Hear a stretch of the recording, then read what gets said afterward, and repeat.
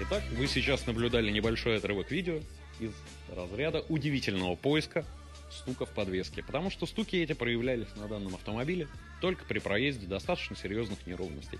К сожалению, далеко не все люфты или стуки подвески можно вычислить, когда автомобиль не нагружен и висит на подъемнике. Иной раз действительно необходимо прибегать к достаточно серьезной физической силе, и ни одного человека. Так как наша задача найти любую неисправность, в данном случае мы тоже нашли таким методом.